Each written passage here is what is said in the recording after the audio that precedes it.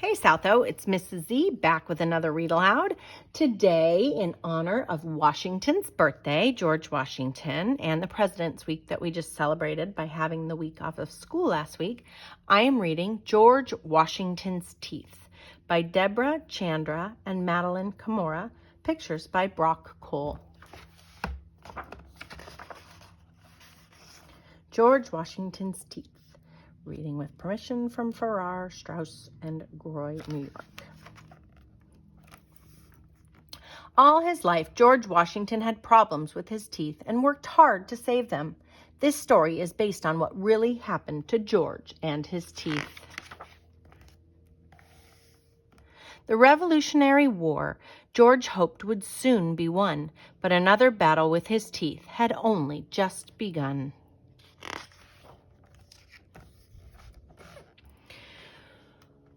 George Washington rushed into town. The dentist heard his shout. "Hold still," he said, then gave a yank. A rotten tooth popped out.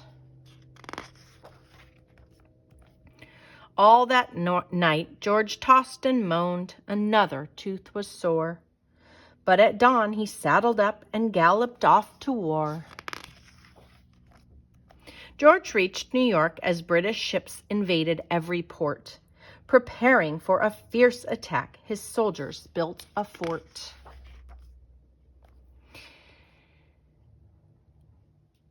Inside, he rubbed his swollen gums with soothing oil of myrrh, until a sentinel cried out, "Here come the British, sir!"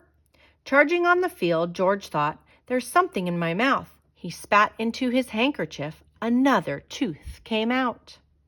"This can't be happening," George gasped.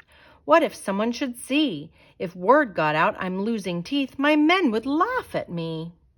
While no one looked, he wrote a note his dentist would receive. "Please come," it said. "I'll need your help when I get home on leave."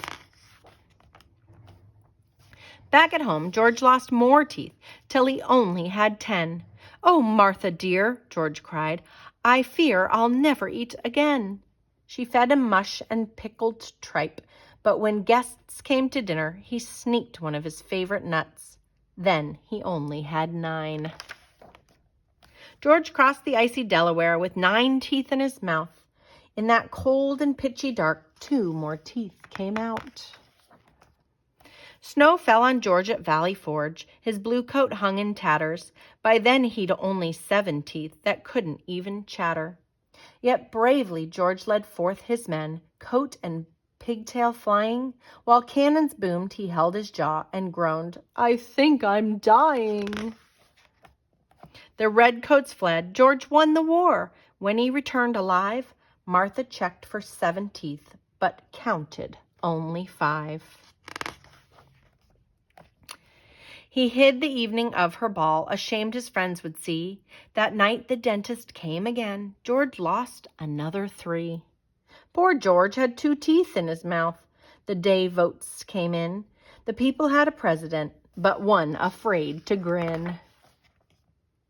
A portrait artist came to George. He said, "I know a trick. I'll pad your mouth with cotton balls to puff your sunken lips."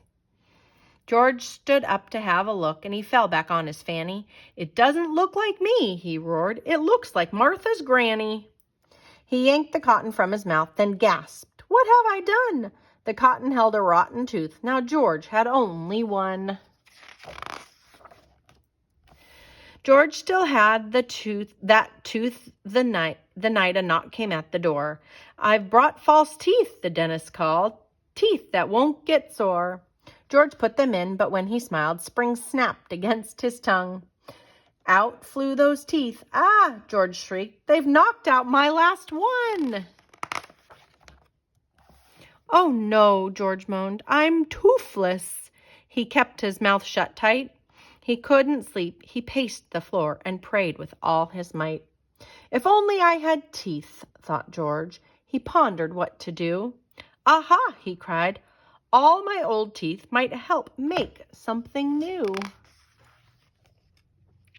He searched Mount Vernon's bedchambers, the pantry parlor's halls, through the shelves, desk drawers, and the musty floor of every horse's stall. George found no teeth. Alas, they're gone. A great sob shook his shoulders. Through tears he peered in one last chest, leaped up and yelled, "My molars!" With plaster and those teeth he found, George poured a sample mold that showed the dentist how to make false teeth George hoped would hold. The dentist took strong hippo tusk and carved a set to size, each tooth secured with screws of gold that lit up George's eyes. Can you guess the story's end? Those new teeth fit just right. And round the ballroom with his friends, George danced all through the night. So here is a timeline of important events in George Washington's life from his own letters, diaries, and accounts. And here is a picture of 2 views of George's last set of dentures made by Dr. Greenwood. The teeth are carved from hippopotamus ivory.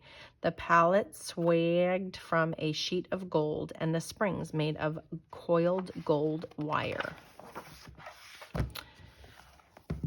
So George Washington did not have good teeth, but an excellent reminder to take care of yours. Brush and floss and go see the dentist.